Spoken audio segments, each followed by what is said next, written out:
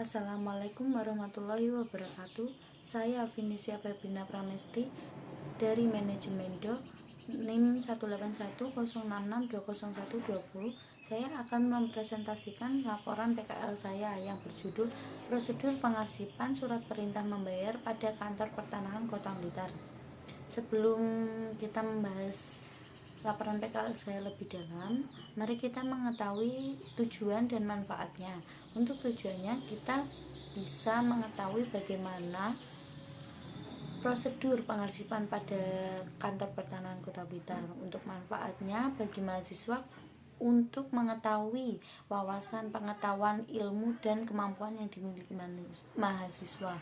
Dan untuk universitas, kita menjadi tolak ukur pencapaian kinerja program studi khusus mengevaluasi hasil pembelajaran dari instansi tempat PKL.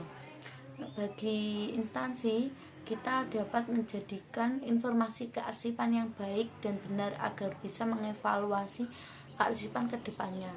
Dan untuk manfaatnya bagi pembaca, menjadikan acuan serta inspirasi yang bermanfaat untuk di kemudian hari. Sejarah lembaga pertanahan dimulai sejak zaman pemerintahan kolonial Belanda Kadastral Dian.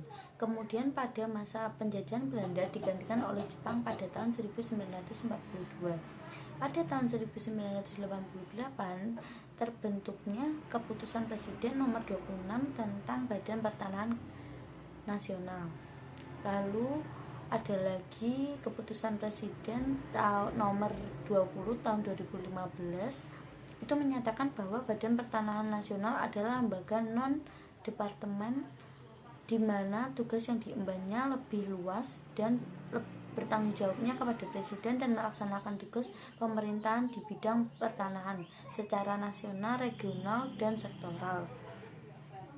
Lalu Badan Pertanahan sendiri melaksanakan tugas dan fungsinya di daerah dibentuk kantor wilayah di provinsi dan kantor kota atau kabupaten yang bersangkutan. Kantor pertanahan sendiri adalah instansi vertikal Kementerian Agraria dan Tata Ruang Badan Pertanahan Nasional di kabupaten atau kota yang berada di bawah bertanggung jawab kepada Kementerian Agraria dan Tata Ruang. Dipimpin oleh seorang kepala kantor. Kantor Pertanahan Kota Blitar ini yang saya tempati ini beralamat di Jalan Sudanco Supriyadi nomor 15 Kota Blitar. Wilayah Kota Blitar ini terbagi menjadi 3 kecamatan, yaitu yang pertama secara administrasi itu yang terluas adalah Sanan Wetan dengan 12,16 km persegi. Lalu kemudian Kepanjen Kidul dengan 10,50 km persegi dan Sukoharjo dengan luas 9,93 km persegi.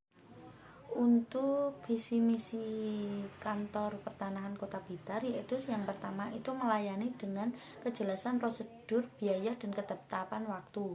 Yang kedua, bekerja sama dan bekerja cerdas, tuntas, dan memberikan nilai tambah. Yang ketiga, bekerja dengan integritas, dapat dipercaya dan diandalkan, menjaga martabat serta tidak melakukan hal yang tercela. Untuk misinya, bersikap sopan, ramah, cermat, dan teliti serta peduli terhadap pelayanan, senantiasa mengembangkan diri untuk peningkatan kompetensi dan pendidikan.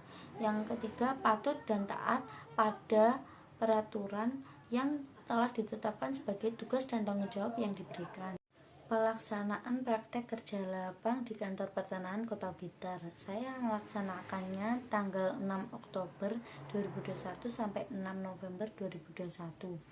Itu kegiatannya yang pertama saya menyekan data surat perintah membayar yang sudah di-input, yang sudah diurutkan juga, lalu menginput data SKMPP dan membantu pengadaan dokumen ATK, lalu mengikuti kuantitas publik dalam rangka pembangunan zona integritas, lalu mengklasifikasikan data pada surat dinas atau surat tugas, dan membuat berita acara serah terima sebuah kegiatan.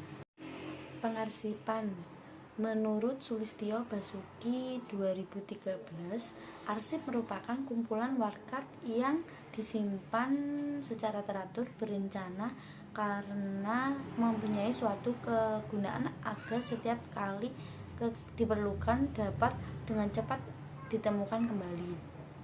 Pengarsipan sendiri adalah proses atau perbuatan mengarsipkan. Istilah pengarsipan dalam hal ini merujuk pada kegiatan penyimpanan berbagai catatan atau dokumen yang menggunakan sistem atau tata cara sehingga jika sewaktu-waktu diperlukan lagi bisa digunakan kembali. Untuk surat perintah membayar sendiri adalah dokumen yang diterbitkan oleh pengguna anggaran atau kuasa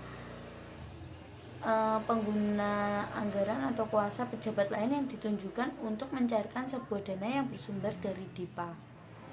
Surat perintah membayar sendiri dipakai berlaku menjadi surat perintah kepada KPPN sebagai kuasa bendahara umum negara di daerah untuk mencairkan dana APBN. SPM sendiri terdiri atas belanja pegawai dan belanja barang dan jasa. Untuk belanja pegawai sendiri ada SPM gaji induk, SPM gaji susulan, SPM kekurangan gaji, SPM uang duka wafat, SPM persekot gaji, dan SPM terusan. Lalu di SPM belanja barang dan lain-lain terdiri dari SPM langsung, uang persediaan, tambahan uang persediaan, penggantian uang persediaan, dan penggantian uang persediaan nihil. Masuk ke APK SAS Modul PEP ya, lalu klik submenu Pen Input Data, pilih ruh daftar pembayaran penghasilan. Setelah masuk ruh daftar penghasilan, pilih rekam, lalu isi bulan tahun, jenis bulanan dan keterangan bulan gaji berkenaan, lalu klik submenu PPNPN lagi dan pilih cetak, dan pilih cetak daftar rekap-rekap, daftar pembayaran penghasilan.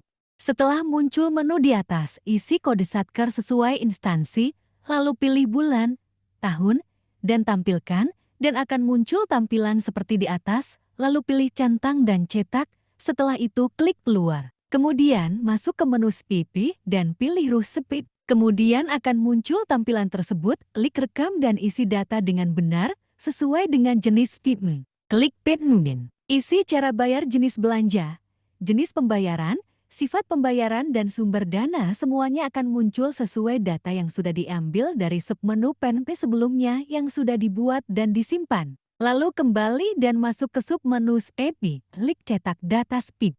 Kemudian akan muncul tampilan di atas isi tanggal yang sesuai dengan data. Lalu klik proses selesai dan keluar. Setelah itu masuk ke aplikasi SAS Modul PAPSPM submenu SPIP, pilih cetak batal dan hapus. Kemudian muncul tampilan seperti di atas. Isi tanggal sesuai tanggal yang dibuat, dan nanti akan muncul data tinggal diklik dan kembali, lalu simpan. Kemudian masuk submenu SPIP. Akan muncul tampilan di atas isi tanggal, dan centang nomor SPM yang akan dicetak, lalu diproses. Ini adalah konto SPM dan SPP gaji penpen yang sudah jadi. Setelah itu masuk ke submenu PASB, lalu cetak daftar lampiran. Akan muncul tampilan seperti di atas, lalu isi kode satker dan tanggal SPIM.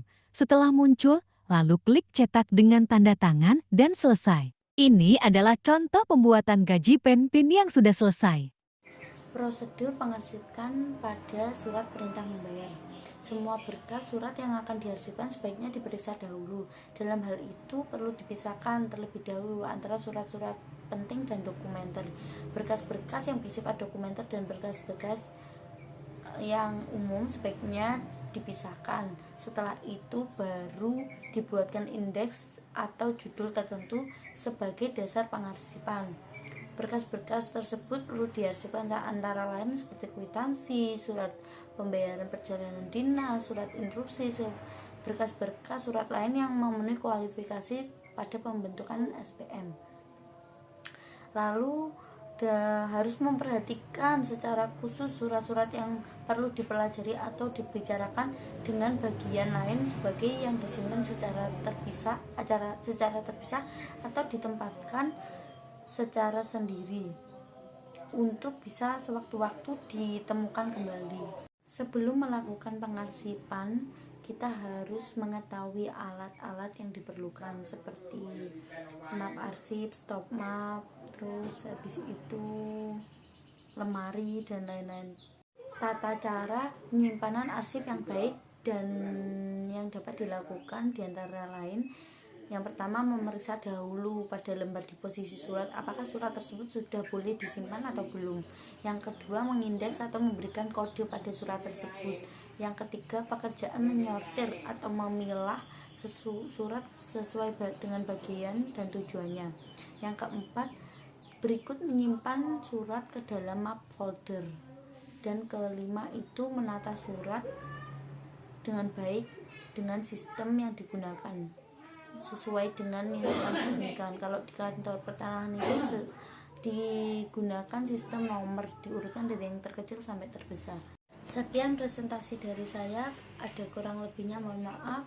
Wassalamualaikum warahmatullahi wabarakatuh.